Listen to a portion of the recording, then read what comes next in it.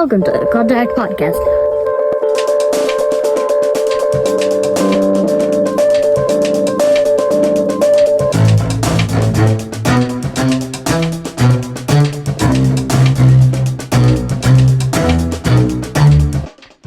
Oh yeah, baby. What's up, good people? Welcome into the Contact Podcast, the number one rock and roll podcast that you could possibly tune into, right? Okay. What do I mean by that? Rock and roll podcast. Like, if you've been listening to this for a while, you know I'm a rap fan. Well, I was thinking about it today, and y'all gonna have to bear with me because I'm tired. Rock, Jesus says, and the word I am the rock. The stone that the builders rejected was the cornerstone, and a roll. Jesus says, I'm the bread of life. So, we got rock, roll, get it.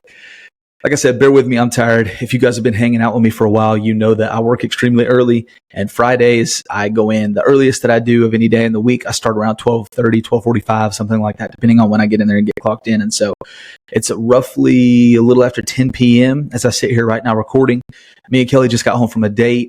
This episode is going to be a little bit different because we just got back from I guess this is our anniversary dinner type thing.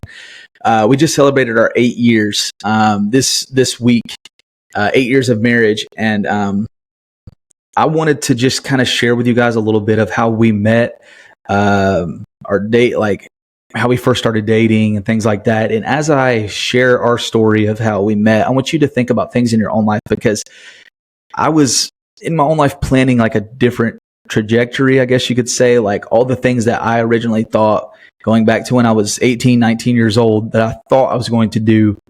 If it had went down that road, I never would have met Kelly. We wouldn't have our kids. We wouldn't have this family and all of those things. And so just to see the way that God works things that we feel like it was supposed to go this specific way, but then he flips it and says, I actually have what's better for you in mind. And so I want you to think about things in your life that maybe you didn't think was connected, but ultimately God has used it and it's worked out in a way that you say, I can't imagine my life in any other way. The plan that I had at that time, I thought it was going to be perfect. I thought it was going to be good. And not to say our life is perfect, but I wouldn't want my life to be any other way. You know what I'm saying? And so I want you guys to think about that. And I want to share 3 things that I've learned through our time being married. I'm not the best husband in the world. I'm not a perfect guy. I'm not the smartest guy in the world. None of those things. But in our 8 years of marriage, I've learned a couple things, I feel like. And so I want to relay those with you guys today. Maybe you're watching this right now and you're a young guy, you're planning on getting married soon, or you're newlywed, those things. And so if I can help you in any way and just kind of encourage you through this topic, I want to kind of do that how I can. And so also, thank you to everybody who is subscribing. Thank you to everybody who reaches out. I've been so encouraged lately by the amount of people that have been reaching out to me, sending me positive words of encouragement, sending me videos to look at. And if you guys have been tuning into things that I do outside of the podcast, you know that I started doing reaction videos. Well, because of my schedule, the way that things are going at my church, where I'm doing Wednesday nights and Sunday nights, it's taken up a lot of time. So I don't really have much free time to do the reaction videos, but I like doing them. And so I was thinking about it, and I know a lot of people reached out to me, specifically last week's episode, where I kind of integrated some videos into the episode. I guess some people like that or whatever. And so what I want to do is, I'm not going to do it every week, but some weeks I will do What's Up when I do solo episodes. And then some weeks I'm going to do, I guess I'm just going to call it Clip of the Week. I don't have any kind of music or intro to it or anything right now. This is just something that I'm kicking around. So I really do need your guys' feedback. If you like it, I'm going to introduce it today. If you like it, let me know. If you think maybe this is not an idea that you should go with, maybe you should scrap it, let me know. Like, I'm thick-skinned. I want to know what you guys think about it. So without any further ado, let's go ahead and do the clip of the week.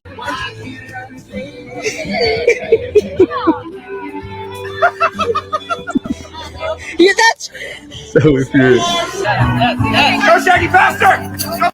So if you're listening to this and you're not watching on YouTube, you don't know what's going on. Basically, these people are doing what they are calling running with the same arm and same leg challenge. So it looks like it's some kind of family reunion where they're taking turns trying to run across the yard with their arm and their legs moving in the same motion at the same time. And so let's look at this. It's only a couple more seconds on here.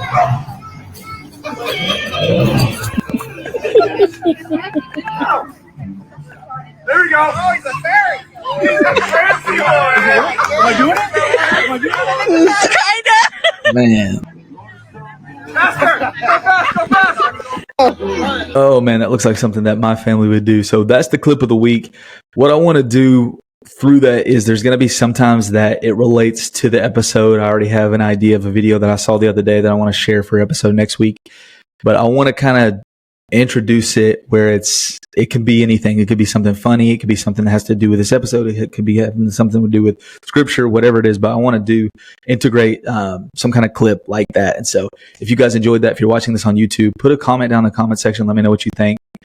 Because I want this to be something that is entertaining to you guys, that not only you're getting something like that helps you grow spiritually speaking, but also want it to be entertaining. So without further ado, I want to get into how me and Kelly first met. And to do that, I have to go back to my senior year of high school, because my senior year of high school, I've talked about it on here before. I thought I was going to play college basketball. I thought I was going to go to the NBA. Ever since I was a little kid, that was always my dream. When I was, my parents have home videos of me throwing a basketball in a dresser drawer when I was a kid, like in diapers. I would pull the bottom drawers out and shoot a basketball in there. And so my whole life coming up, like that was my dream. That was, I took it so seriously. That was all I ever did. Like I remember in the summertime, we used to live in Knoxville, Tennessee. And I remember in the summertime, I had a Little Tykes basketball goal outside on our back porch. And I would literally sit in front of the TV and watch either Space Jam, a movie about Pistol Pete Maravich, who's my favorite basketball player of all time. They made a movie about him. The acting wasn't great. It was low budget, it looked like. But I believe it was called The Pistol, The Birth of a Legend, I want to say. And so I'd either watch Space Jam, I would watch The Pistol, or I would watch Hoosiers. And I would just watch those movies over and over again. And in between parts of the movies, I would watch a move that one of the guys did, and then I would go outside and try to do it. And so that's what I would do all day. I would go outside and play till I got tired, and I'd come inside and watch the movie for a little bit, then go back outside and play. Like all summertime, that was all I did. When I got home from school, it was just go outside and play basketball. And as I grew older and older, 12, 13, 14 years old, that was like all I ever wanted to do. And I remember when I was in sixth grade, I grew to the height that I'm in right now. I'm 6'1". I've been this height since I was in sixth grade. My sixth and seventh grade year, we only lost one game.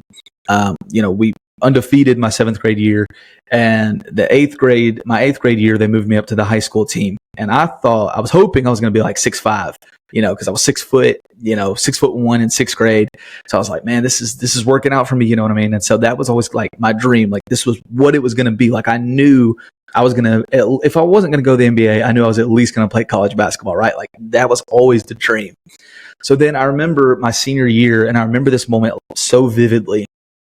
We played in the national championship tournament at Liberty University. And I want to say it's in Lynchburg, Virginia. And so we went, and at this time, I remember as my freshman year went by, didn't have any college offers or anything like that. My sophomore year went by, but still in my mind, because you're still immature as a kid, so you're thinking, okay, it's still going to go there, even though it didn't yet. My sophomore year goes by, I don't get any offers anywhere, but I'm constantly having coaches telling me, hey, you have potential, this and that. We're going to help you go to a college, D1 and this and that. So my junior year ends, and I still don't have any offers. So I'm like, man, I don't know. I still have my senior year. So my senior year goes by. Like I said, we're playing in this tournament, Lynchburg, Virginia. And I remember getting fouled, and I was going to the free throw line to shoot 2 free throws. And I remember we were up pretty significantly in the game. Like there was only a couple minutes left, and I knew we were going to win. And I remember dribbling the basketball, and I shot the first free throw, and I made it. I had one more free throw left, and when the ref threw the ball to me, I remember like uncontrollably, like tears welding up in my eyes. Like I didn't start crying, but I just remember the tears kind of welding up, because in that moment I knew it's over. Like this is it. This is the last game that I'm ever going to play, because I don't have any college offers at this point. So this is it. So what am I going to do now? Right. And so I remember shooting that next free throw, and I missed it because my eyes were misty, and we ended up winning the game. And after that summer, I went to a small Christian college in Knoxville, Tennessee. At this time, we were living in Chattanooga. I kind of grew up between Knoxville and Chattanooga. We moved back and forth. We moved a lot growing up. And so anyways, I went to this college in Knoxville, and they offered me a partial scholarship. So basically they were going to pay for, part of tuition. I just had to come up with the other, whatever it was.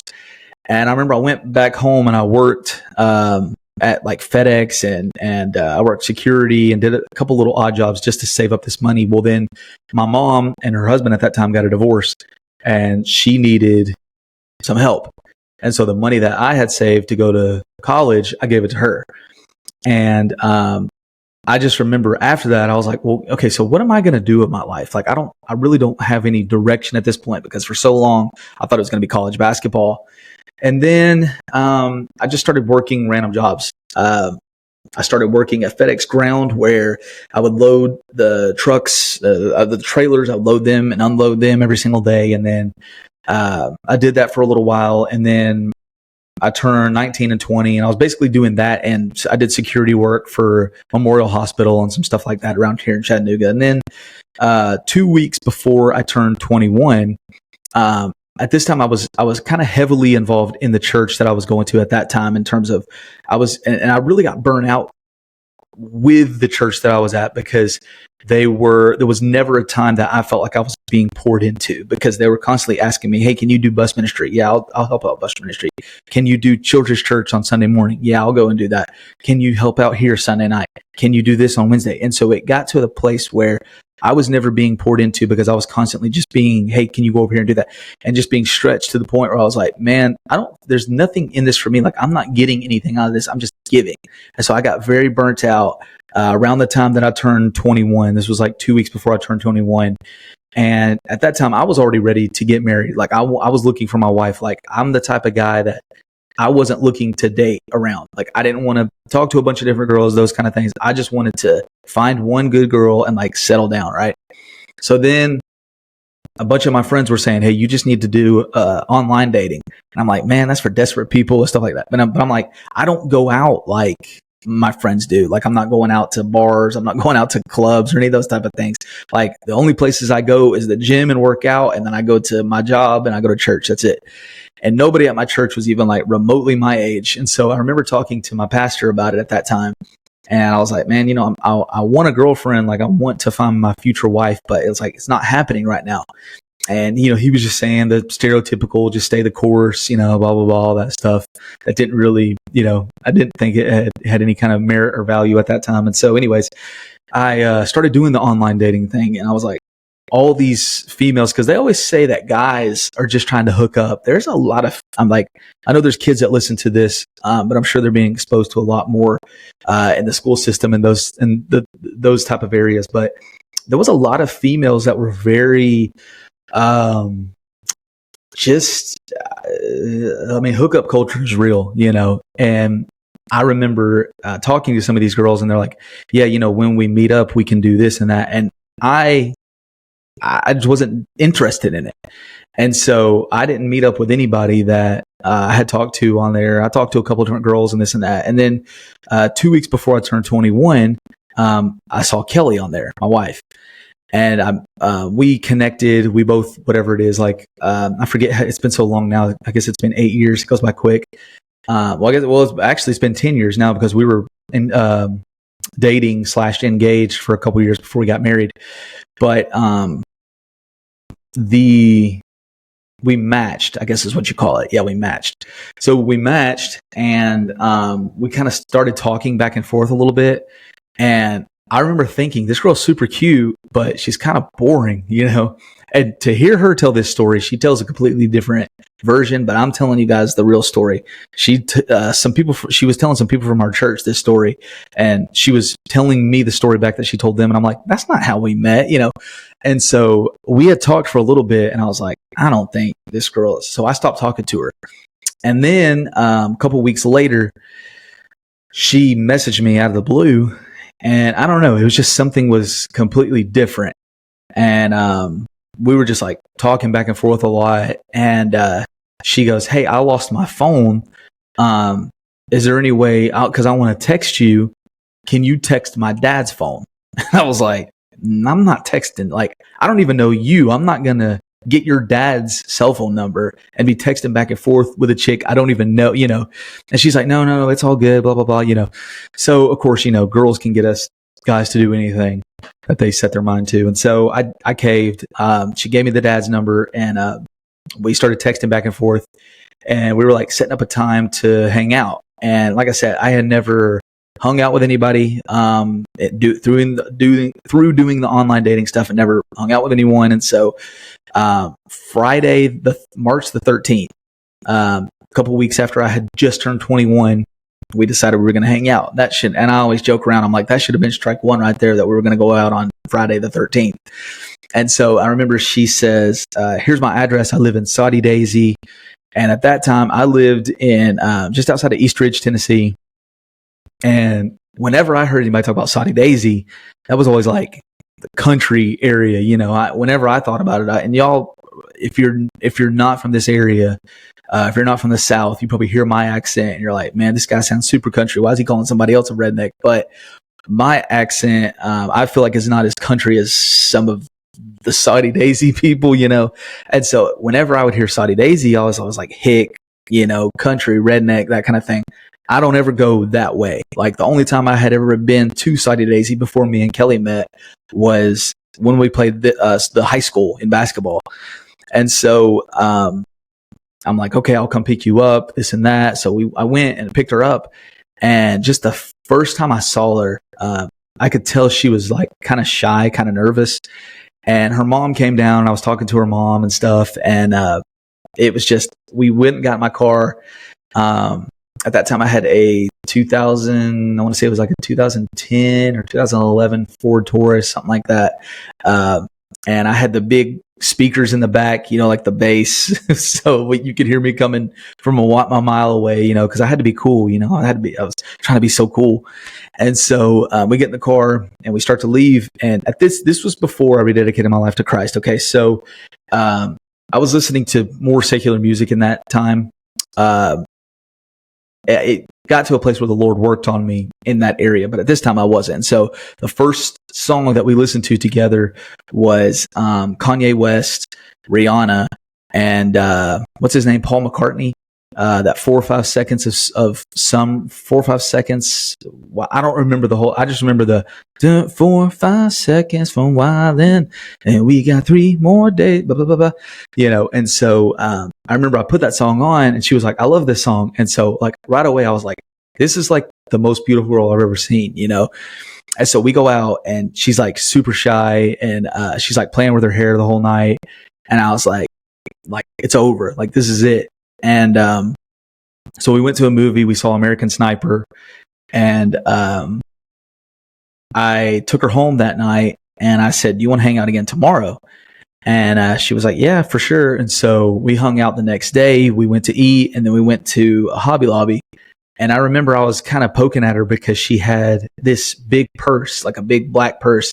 And I was like, "Is that your businesswoman purse? Like, what's the deal with that?" You know, that kind of thing. Trying to be cool, you know. I think back to some of this stuff, and I was like, man, I was such a geek. Like, why did she come down to my level, you know? And so we're in Hobby Lobby, and I remember we're going down one of the aisles, and I was like, "You want to be my girlfriend?" You know? And she was like, "Yeah." And so it was just like, it happened pretty quick. And I remember talking to her on the phone. I think it was after our first date. It was either after our first date or our second date. And I remember telling her, whenever I thought about what I wanted my future wife to be, what I wanted her to look like, what I wanted her to sound like, what I wanted her to talk like, think like, all of those things, I was like, I know we just met, but like, we had been texting for a couple weeks and stuff, and we talked on the phone a couple times, but I was like, you embody that. Like your looks, your personality, all those things, your sense of humor, like you are who I thought of when I thought of a future spouse for myself. And so then anyway, back to when I asked her to be my girlfriend. So I asked her to be my girlfriend, and I remember we were walking out of the Hobby Lobby to her to my car, and I remember there was a guy that was walking past us, and I put my arm around Kelly, kind of like both arms, kind of like shielding her. Like the dude wasn't even paying attention to us at all. But I was like, you know, when you finally get that, you know, like you get that girl, or, you know, if you're a girl listening to this and you have that boyfriend or whatever, and you're like excited in that moment, and you're like on cloud nine.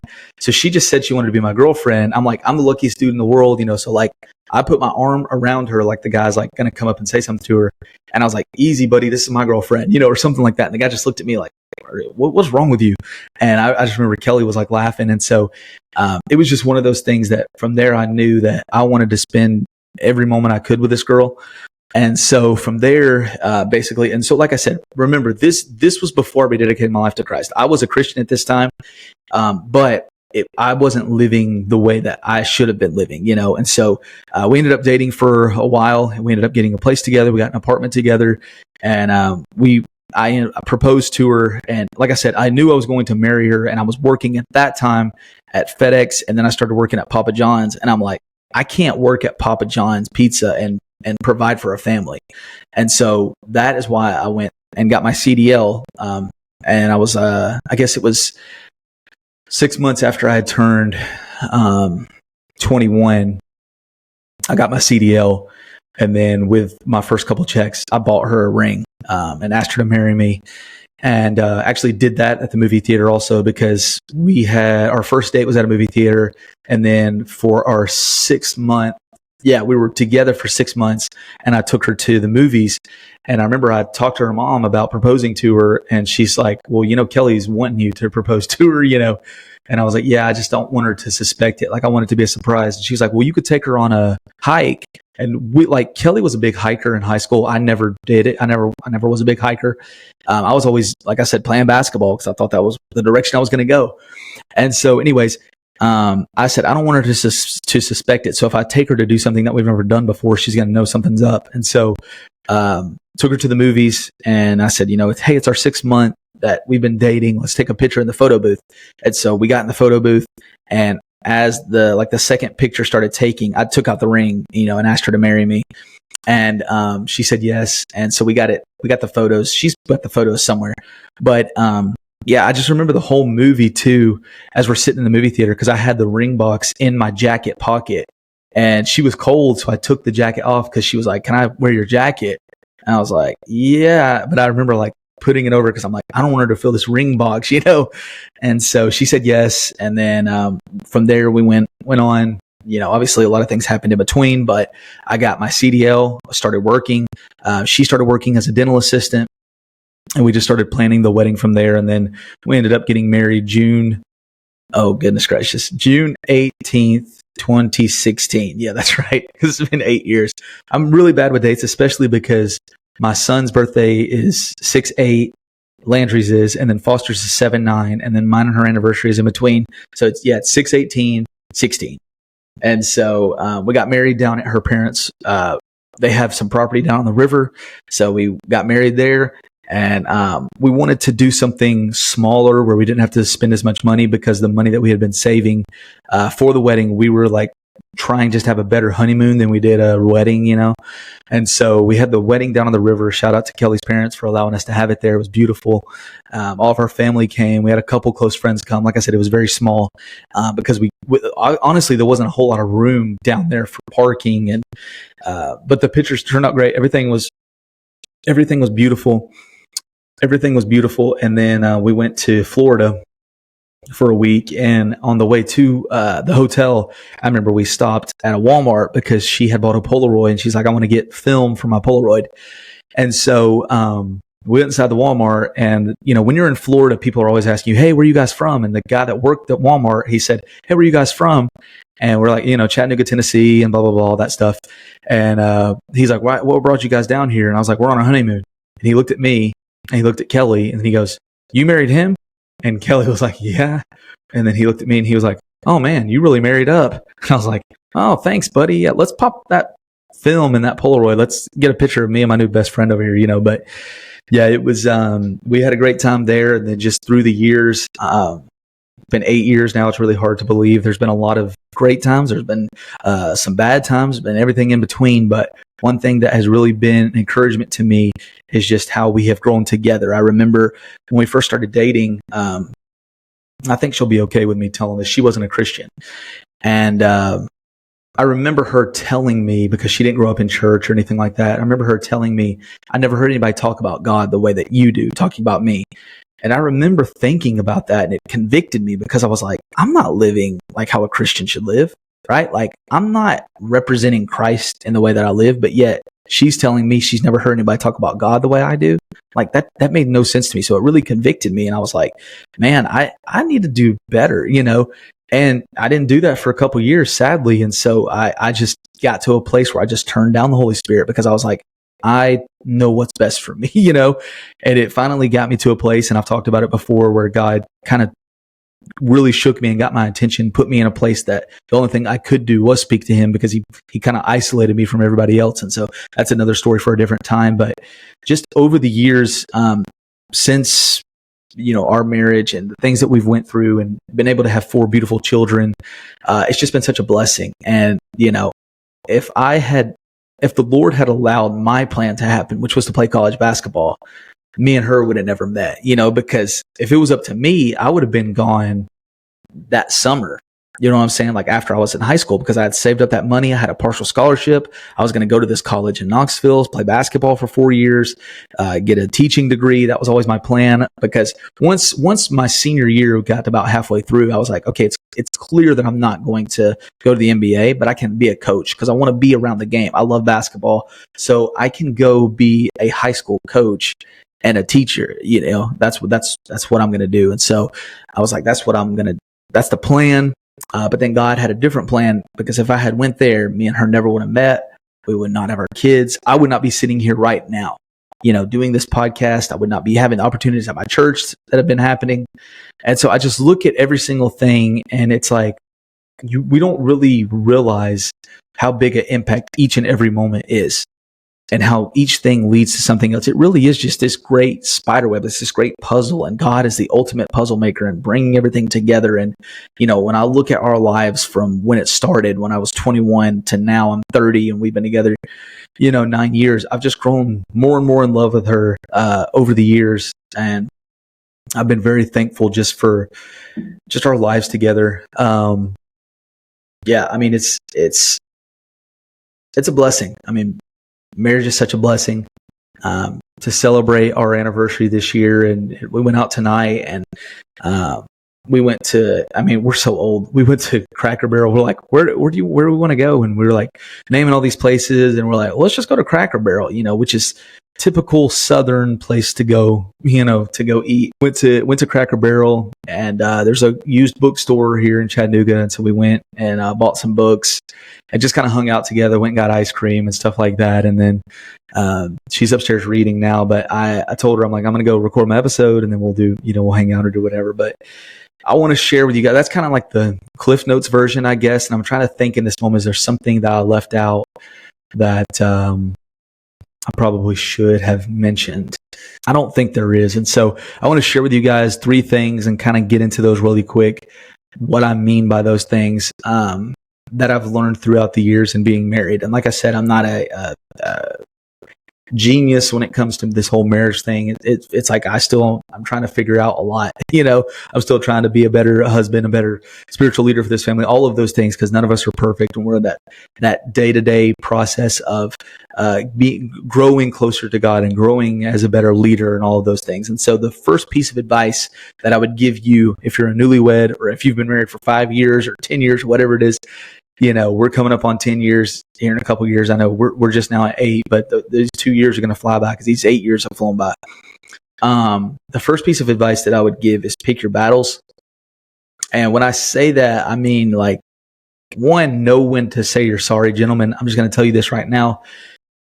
Over the years, I have absolutely said I'm sorry 10 times over what Kelly has said to me. You know what I'm saying? Because a lot of times, we as men don't think about things that we say. We don't think how some things sound. We don't think about how it's going to make her feel and her emotions and those things. And so learn how to say you're sorry. Don't just say it from a place of, oh, I'm sorry, and don't actually mean it. Like, get to that place of I just want to, you know, not just say I'm sorry to please you, but to, like, make her feel valued, to make her feel like, you know, okay, he really is trying, even though he might be an idiot sometimes. Like, he's trying to do the best that he can as a husband, or maybe you're just a boyfriend right now if you're listening to this. But yeah, just pick your battles wisely when it has to do with things with your kids, when it has to do with things with her, arguments. There are so many things that you could just bypass and save yourself so much aggravation, so much stress just by picking your battles wisely. And you don't always have to have the last word. Yeah, that's one thing that I've always learned. And it's tough because there are times where like you just need to learn how to say you're right. You're right, babe. And that to me has been extremely tough over the years because there's been so many times where in the heat of a argument or in the heat of a heated conversation, I will say to her, because I just want it to be over with. I'm the type that if there's some kind of issue, I just want to get it off of me. I don't want to linger on it. I don't want to be mad at each other for 2 or 3 days. Like, let's get it over with right this second, right? And so I'm the type that I'll just say, okay, you're right. But then if she's still mad sometimes, or she has in the past, I've told her, can we stop doing this? Because that's really gets under my skin. She'll say, I know. And I'll say, okay, you're right. And then she's like, I know. And I'm like, okay, you know what? No, you weren't right. You know what I'm saying? And so it just leads to this whole different side argument that isn't even necessary. So men, just pick your battles wisely. At the end of the day, some of these things that we feel like is so great and so big, and we gotta be right about this specific thing. It doesn't. All it gets is, even if she does concede and tell you that you're right, she's still gonna be mad at you more than likely. You know what I mean? And so the second thing that I would say is you're going to change. I know a lot of men, whenever they get married, they say, well, this girl is never going to change this about me. I'm always going to have this time with my guys. I'm always going to do this. I'm always going to watch every game. You're going to change. Because if you truly do love that person that you're with, their happiness means something to you. And so you're going to change certain aspects of your life to please them, to make them happy. But the beautiful thing about that is if you are in a loving, caring relationship, and I'm not saying perfect because I know our marriage is not perfect, but we do both love each other very much. And she has changed also. And so it's kind of like a meeting in the middle thing where it's like how scripture says the two shall become one flesh. That's really how it's supposed to be, to where my mindset to things has changed and hers as well. And it's kind of like a meeting in the middle and we're like a team. And so it's, I don't know. I talk about, I hear some of my friends talk about the relationship with their wives, and like, it seems like their wives don't really know what's going on. Or we'll say, hey, Kelly made friends with so-and-so. And then I'll talk to the husband. He's like, I had no idea. And it's like, did you ever talk to your wife? Those things that, it's just so important to have that open line of communication and growing together, not growing apart, and understanding that you're both going to change throughout. Because I know there was a bunch of things that I said I'll never get rid of. I'm always going to watch all these games. I want to go to a basketball game every year for the Hawks or whatever. But it's one of those things that as you get closer to that person, you're like, man, some of these things don't matter. Like I would rather just, and I told her this the other day, I would rather hang out with her and my kids and they all are having the worst day of their life than go hang out with somebody else.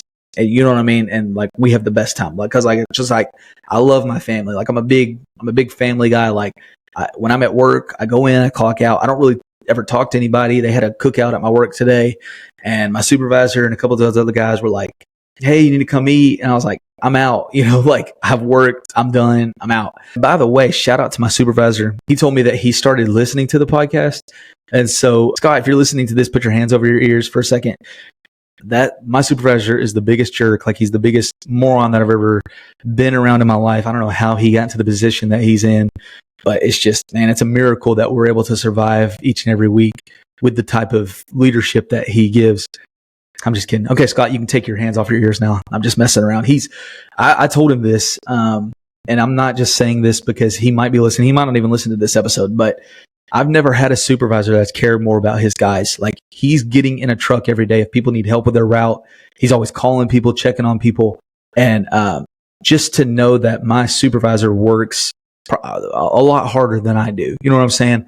And he works a lot harder than all these other guys. And those guys are calling him and complaining to him about, oh, well, this isn't fair. This isn't right, blah, blah, blah. And he's busting his butt. He's in there. He's always there earlier than I'm there. And he's always there after I leave. And so I've never had a supervisor that has garnered rightfully so much respect, just at least in my eyes. I don't know how the other guys look at him, but the way that he runs things, I know that it's not easy, the job that he has. And so I appreciate him. And so, Scott, if you're listening to this, I appreciate you taking the time, man. just to check out the podcast. And so the last thing that I wanted to share just real quick is that it's worth it. You know, you might go through a season where you're angry at each other. You might go through a season of feeling like this, like maybe I made a mistake. You might go through a season of, man, maybe this isn't going to work out. We should get a divorce and this and that. Just go ahead and put that idea out of your mind right now. The divorce word. Don't even bring that up. Like if you decide that you've gotten married now there are special circumstances, right? If your spouse is being verbally abusive to you to the point of making you fall into depression or things like that, or is physically harming you, I would say get away from that person. But if it's something petty like, oh, my husband leaves his socks out all the time and I can't live with it, like get over it, you know. Or you're saying about your wife, oh, she nags me too much, this and that. I remember when me and Kelly first got together, I remember hanging on every word that she said, like listening to it so super intently. And I remember saying, why do I always hear guys that have been married for a long time and guys on movies and stuff like that talk about how hard it is to listen to their wife? Like, I love everything that she says. It's beautiful. I love it. It's poetic, you know, all these things. And then like 8 years into marriage, I'm like, hey, can you not talk for 2 minutes? You know what I mean? It's like one of those things. So it's funny to just how those things grow and you get, like I said, just more accustomed to being around that person and stuff. But yeah, it's always it's a funny thing. I mean, I get it now. Obviously, there's so many times I'm sure that I'm talking to her. She's like, will you shut up for 45 seconds? You know, because I know I definitely talk a lot more than she does. And so, but yeah, it's all worth it. You know, the fights, the arguments, the sacrifices, because it's not just 50-50. Some people say, oh, well, 50% from the husband, 50% from the wife. No, it's got to be 100% in for both of you guys to make it work. And even then you really need to make sure that you have it anchored on Christ. And that was not how we started our marriage, but we're working, especially over these last couple of years, to make sure that that's where we're putting everything. Like the anchor is on Christ, and we're trying to make sure that we're doing the proper things as a Christian household to honor and please God, and to further what we can do as a family, our relationship together, ourselves as parents, and those things. And so, yeah, it's really one of those things. I guess that would be the fourth piece of advice I would give you, to make sure you anchor yourself on Jesus, anchor your marriage. I've heard it said that your marriage should be like a triangle, where you and your wife are at the bottom and you're pointing up to Jesus, completing that triangle. I was in a men's Bible study in late 2021, and I remember we were going through talking about integrity. And one of my basketball coaches was in the Bible study with me, and I remember one of the questions in the book said, do you consider yourself a man of integrity? And I remember we were sitting there, we were kind of talking about it, and my coach said, I think this is one that we need to take home to our wives. I think this is one that our kids need to answer. And so I want to kind of leave you with that. Would your spouse say you're a person of integrity? Would your spouse say you're a person that's trying to do your best in a God honoring way? Like, what would your spouse say about you? Not what do you think about yourself, because the heart is deceitful among all things and desperately wicked. Who can know it? Right? Scripture tells us that. What would that spouse say about you that sees you all the time? And it's put more, I would say, accountability on me, that God's opening these doors, because on Wednesday nights and on Sunday nights, the times that my wife can go, because we don't always have childcare, when she's sitting in that front row and I'm talking about something that's going on in our life, she knows the truth, if it happened or if it didn't. So if I'm up there telling something that didn't happen, in her mind, she's saying, well, he's just making this stuff up. You know what I mean? And so it's definitely that accountability aspect too, to make sure that you're holding each other accountable, and all of those things. And so anyway, hopefully this episode was a blessing to you. Hopefully you got something out of it. I'll kind of let y'all behind the curtains a little bit. Like I said, not a lot of scripture. I know I kind of threw in a couple verses there every once in a while, but that's kind of how me and Kelly met online. And yeah, it's been a blessing. I wouldn't change anything about it. That's another thing, gentlemen. If your wife asks you, is there anything about her that you will change? Just tell her she's perfect. You know what I mean? Just tell her, no, babe, there's nothing, absolutely nothing about you I would change. Physically, personality, none of those things. I'm lucky to have you. You know what I mean? So Again, thank you guys for all the encouragement. Thank you guys for all the ones that reach out. Thank you for everyone who throws down comments on YouTube and likes the videos. And I'm just extremely encouraged by the way that you guys have responded, especially over the last couple of weeks, and reaching out and encouraging me. And so God bless you guys. I love you all. Lord willing, same time next week.